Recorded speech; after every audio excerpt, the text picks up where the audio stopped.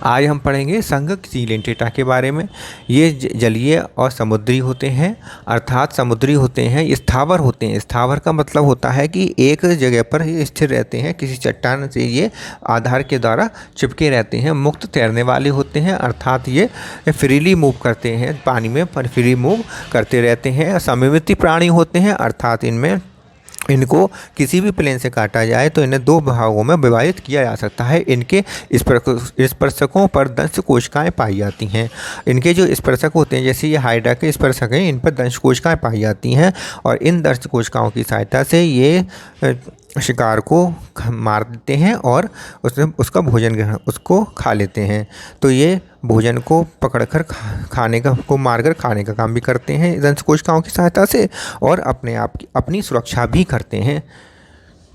इनमें ऊतक स्तर का संगठन पाया जाता है। ऊतक स्तर का संगठन का मतलब होता है कि इनमें अंग कोशिका मिलाकर ऊतक बना लेती हैं, लेकिन इनमें ऑर्गन नहीं पाए जाते। ऊतक मिलाकर ऑर्गन नहीं बनाते, जबकि केवल ऊतक स्तर का संगठन ही पाया जाता है। इससे पहले की जो पॉरीफेरा तक कोशिकीय स्तर का संगठन पाया जाता था। इनमें जठर संवहनी गुहा पाई जाती है। इनके अंदर जो गुहा होती है उसे हम जठर संवहनी गुहा कहते हैं, जो अधोमुख पर मुख द्वारा खुली रहती है। अधोमुख इसको कहते हैं, ये अधोमुख है और अधोमुख है और अधोमुख पर ये गोल मुख है, इसके द्वारा ये बाहर की तरफ खुली रहती है। कोरल्स इसी के अंतर्गत आते हैं, सीलेंटेटा के अंतर्गत आते हैं, और कोरल्स में कैल्शियम कार्बोनेट पाया जाता है, लेकिन ऑरेलिया और हाइड्रा में कैल्शियम कार्बोनेट का बाह्य कंकाल नहीं पाया जाता है।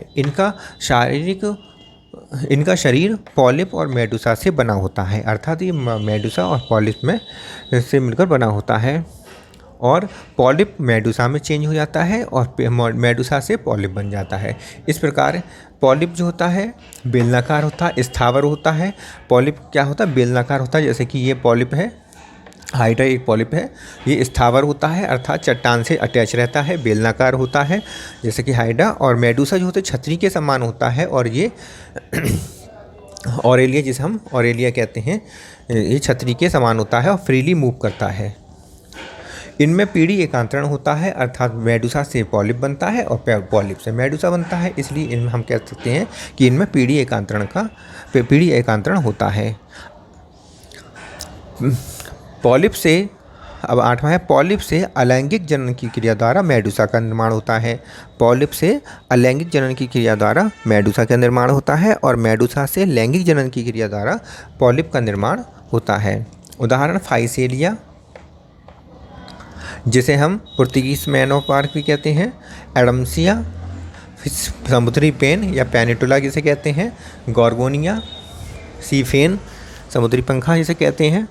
तो इस प्रकार ये एनसीईआरटी के अंतराल इतने ये जो इसके मुख्य लक्षण हैं। अब एनसीईआरटी में देख लेते हैं क्या लिखा है सीलेंटेटा में। इसे नाइडेरिया भी कहते हैं। ये जलीय, अधिकांशतः मतलब अधिकतर जलीय, समुद्री स्थावर एक जगह स्थिर रहने वाले अथवा मुक्त तैरने वाले सममित प्राणी होते हैं, अर्थात किसी प्लेन से काटने पर ये एक समान भागों में इन्हें बांटा जा सकता है, इसलिए सममित प्राणी कहे जाते हैं। नाइडेरिया नाम इनकी दंश कोशिका नाइडोब्लास्ट या निमेटोब्लास्ट से बना है। इनमें दंश कोशिकाएँ पाई जाती हैं। इनके स्पर्शकों पर दंश कोशिकाएँ पाई जाती हैं, जिन्हें नाइडोब्लास्ट सेल्स भी कहते हैं या निमेटोब्लास्ट सेल्स भी कहते हैं। ये कोशिकाएं स्पर्शकों तथा शरीर में अन्य स्थानों पर पाई जाती हैं। दंश कोरक नाइडोब्लास्ट स्थिरक, रक्षा और शिकार पकड़ने के लिए करे जाते हैं। स्थिरक के लिए भी कहते हैं, रक्षा के लिए और शिकार के लिए किए जाते हैं। नाइडेरिया में ऊतक स्तर संगठन होता है और ये द्विकोशिकीय होते हैं। इन प्राणियों में द्विकोशिकीय होते हैं, अर्थात दो स्तर में पाए जाते हैं, और ऊतक स्तर का संगठन होता है, जैसा कि अभी हमने पहले बताया था। इन प्राणियों में केंद्रीय जठर संवहनी गैस्ट्रोवेस्कुलर गुहा पाई जाती है। तो इनके जो शरीर है, शरीर के अंदर एक गुहा पाई जाती है जिसे गैस्ट्रोवैस्कुलर कैविटी कहते हैं या जठर संवहनी कहते हैं। ठीक है। और जो अधोमुख, जो हाइपोस्टोम होता है ऊपर का, अधोमुख पर स्थित मुख द्वारा बाहर की तरफ खुलते हैं। इनमें अंतःकोशिकीय तथा अंतराकोशिकीय कोशिक दोनों प्रकार का होता है। इनमें अंतःकोशिकी तथा अंतराकोशिकी दोनों प्रकार का इसमें डाइजेशन होता है। इनके कुछ सदस्यों जैसे कि प्रवाल हैं, कोरल हैं, में कैल्शियम कार्बोनेट का बना कंकाल पाया जाता है। इनका शरीर दो आकारों पॉलिप तथा मेडुसा से बनता है। दो आकार होते हैं, एक पॉलिप होता है और एक मेडुसा होता है। पॉलिप कैसा होता है, ये लंबा बेलनाकार होता है, और मेडुसा लंबा बेलनाकार और स्थावर होता है। और जैसे कि हाइड्रा और मेडुसा छतरी के आकार का होता है और मुक्त प्लावी होता है, फ्रीली मूव करता है, ऑरेलिया या जेलीफिश जिसे हम कहते हैं। ये वे नाइजीरिया जिनमें दोनों पॉलिप और मेडुसा दोनों रूप पाए जाते हैं, मतलब मेडुसा भी पाया जाता हो और पॉलिप भी पाया जाता हो, दोनों ही पाए जाते हों, तब हम उसे क्या कहेंगे कि उनमें पीढ़ी एकांतरण या मेटाजेनेसिस की क्रिया होती है। तो मेटाजेनेसिस की क्रिया और पीढ़ी एकांतरण में क्या मतलब है कि इसमें पॉलिप से मेडुसा बनता है, मॉलिप और मेडुसा से पॉलिप बनता है। ओवेलिया इसका एग्जाम्पल है। ओवेलिया में पॉलिप से मेडुसा, मेडुसा से पॉलिप बनता है। जैसे कि उसमें दोनों तरह की फॉर्म पाई जाती हैं, दोनों तरह के आकार पाए जाते हैं ओवेलिया में।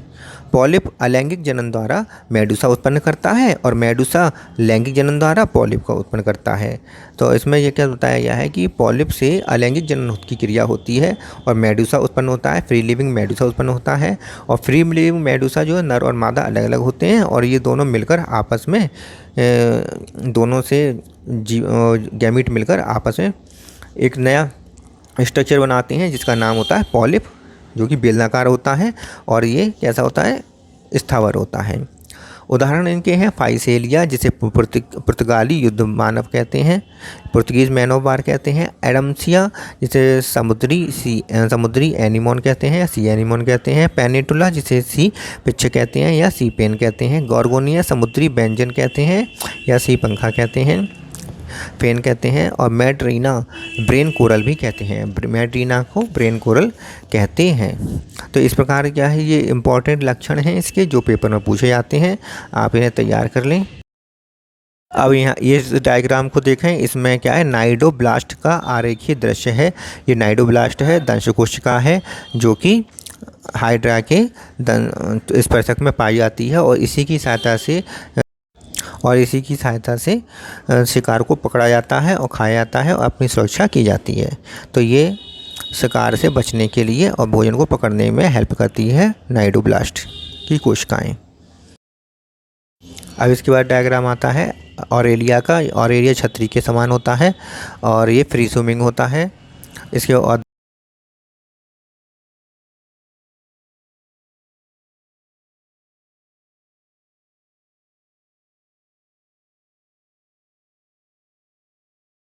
ये हाइड्रा है, हाइड्रा का दूसरा इस फोटो है। ये केकड़े के ऊपर एडेम्सिया लगे हुए हैं, कॉमेंसलिज्म का उदाहरण है। ये पेनिटुला है, सी पेन कहते हैं इसे। ये फाइसेलिया है, इसे पुर्तगीज मैन ऑफ वार कहते हैं।